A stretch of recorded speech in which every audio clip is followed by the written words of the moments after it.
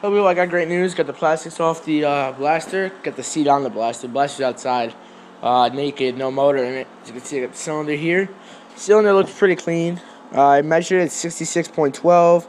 Still got to measure it one more time just to make sure I didn't rush it and screw something up. But to me, it's most likely standard bore. Got to clean off all that. I'm not gonna port and polish it, like send it out, but I might buy the kit and do it myself. The head is stock. Not shaved or anything, but it's all good because I got a shaved head right there.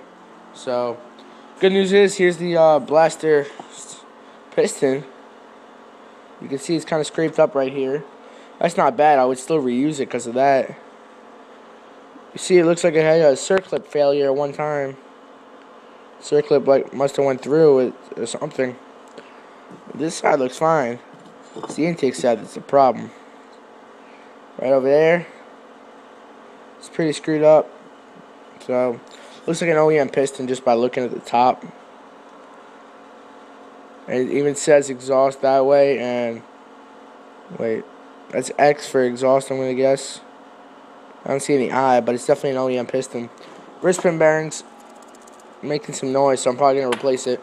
But the top end's off. The good news is the rod is not seized.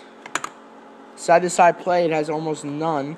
And there's no up and down. So it might just be a case of bad crank bearings and a top end rebuild. So I don't know if I'll be able to split it tonight. I did get my compressor hose tonight. So depending on what time it is, I don't know if I can split it tonight. But we'll see. I'm going to see if there's any fluid in it. Probably drain it, but kind of pissed off that it's seized up. So someone sprayed WD-40 in this thing and tried to get it unseized. But, yeah, it wasn't not the rod, which I'm happy about. I was actually going to order a crank last night.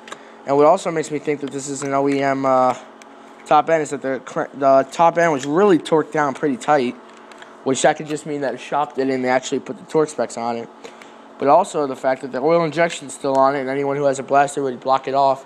The guy owned it for 6 years. It's 2013. The bike's in 02, which means that 6 minus 13 would equal 2007, which means it probably only has 5 years of riding time on it. And it's still got the stock reeds in it, and it's got the OEM base gasket, which has a metal lining in it, causing it not to cause any air leaks and suck in air and ruin the top end. So, unless maybe Ken O'Connor rebuilt the motor, then he would probably do this. But Ken O'Connor would have used the Wiesco piston. Anybody else would have. So most likely this is its first motor rebuild.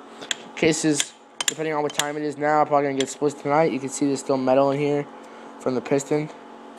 But yeah, there we go.